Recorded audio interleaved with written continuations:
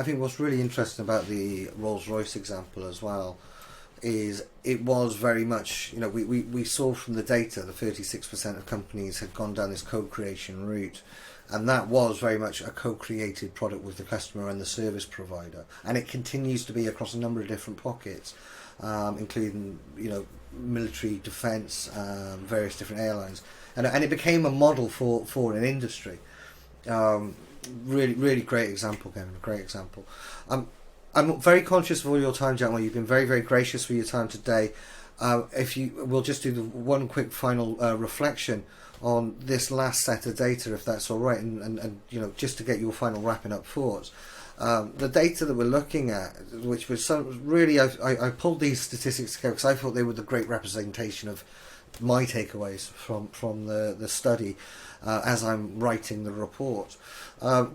First of all, there was a huge importance on ensuring customer success since the pandemic. 70% of companies stated that there was a greater importance on achieving that. There's also, though, the flip side of it. There was greater customer expectation for service companies to offer digital solutions, to offer digital solutions such as customer portals, self-help. We've touched on a lot of these throughout the conversation, but we're seeing 76% of companies within the response set saying that they feel greater expectation from their customers. One that I thought was really interesting, the one that I'm going to finally leave you on and turn to you for some final thoughts.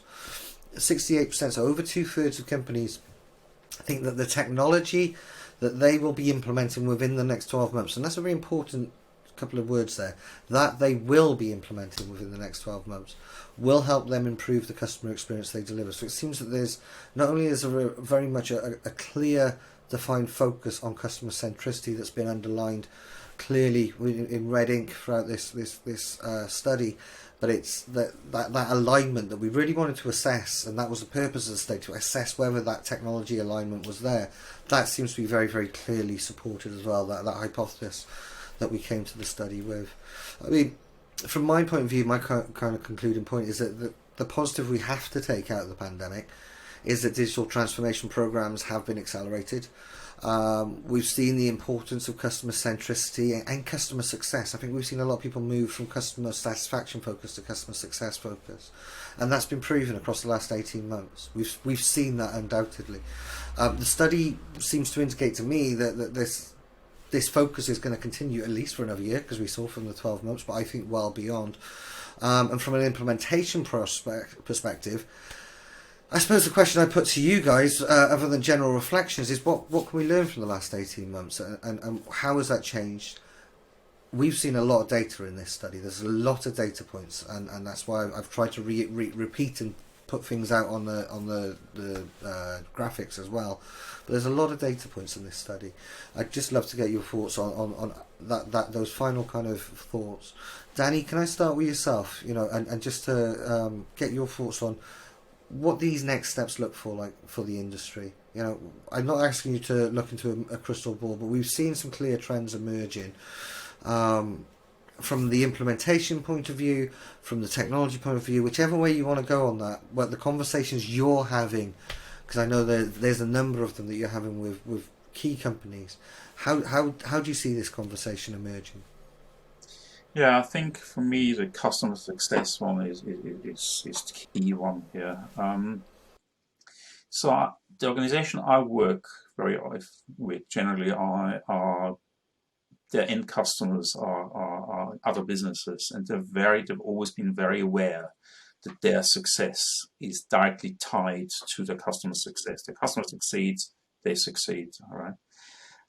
But I think what's changing now and is the degree of integration and partnership.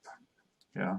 Once you start integrating, and systems are very relevant here, because once you have integrated system between two organizations, it becomes much more like a marriage than even just a fling, right?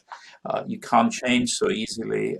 It's costly to change. You need to make it work, and I think this is where we see the difference, and this is where also systems are hugely important, because once you have this interlinking of systems between companies and processes between a subcontractor, if you like, and the main company who's the end customer, that it becomes so difficult. You're so locked in that it's advantageous really to both companies as long as that works. And I think see that continuing, and that's happening as a result of all these trends we're seeing now. Excellent, thank you. Dan, same question to you. Just final thoughts reflecting on those last few points, or the survey, or overall the study findings, the trends that you think is the big takeaway. Absolutely, and I think, I mentioned earlier on in one of my responses about how, we had an instance of an organisation who were looking at a 2-year program to implement something like Microsoft Teams that got accelerated into a 2 or 3 week program. And I think that, although that might be an extreme example of it, I think something that the industry will learn from the last 18 months is that it's not about thinking about a replacement solution in its entirety anymore, and looking for a platform that will take 3 years to implement and then will never be updated beyond minor changes here and there for the next 20 years. I think organizations need to look more now at platforms they can invest in, simplify processes that make you more efficient, but knowing that the platform with assistance, or with people who can upskill internally, can help grow and evolve that platform without these major programs that are going to take multiple years to implement. And I think there's going to be a mindset shift in that space in the coming weeks, months, and years. Yeah, perfect. And it's funny how many of those extreme examples we've seen, they might be the outliers, but there's a whole chunk of outliers at the moment. So I think we've just broken through. I've said it a few times. We've broken through an understanding of what is possible, in the last 18 months. Yeah, and I think the amount of times that I've been in engagements throughout my career where the baseline for what you are doing with the platform is it can't do any less than the current system does today. Well, the current system took 20 years to get to the point it's at, and is now at a point where you can take it no further because it's broken, essentially. And I think the mindset needs to be, even if we do get slightly less in some areas, we're investing in a platform that can take us beyond our wildest dreams in the near future. And I think that's the mindset that needs to change. Excellent. Yeah, I agree with that. Kevin, the final comment. So make it a good one. No pressure. Your final thoughts on the conversation. Of course, Kris. So I think for me, it really comes down to a number of things here, which is the question I'd like to ask the organizations who've implemented these systems in an accelerated period over the last 9 months is, has it been successful? What does success look like? Because for me, I think it really comes back to placing that customer in the center of your organization and understanding the changes that you're making as an organization. What do you want to look like going forward? What does the relationship with your customer looks like going forward? How well do you know your customers? I think Danny mentioned co-creation or collaboration with customers. That is where I see it going. It's understanding how you could work with your customers to build a service that better reflects their relationship with you as an organization, and that's the digital transformation success for me. It isn't about putting in teams and being able to trade digitally. That's a very transactional relationship. Let's look at how we have a much more deep, meaningful engagement with our customers, understanding what do they actually need from us, and therefore then start operating in a way that sort of befits that relationship. Customers are looking for immediacy. So again, building that into your organization. It's ensuring that the culture is shifting. Technology is one element to this. I think having a culture of customer fanatics around the organization, I think, is absolutely key. Also having more voices as to how these systems should be implemented, not the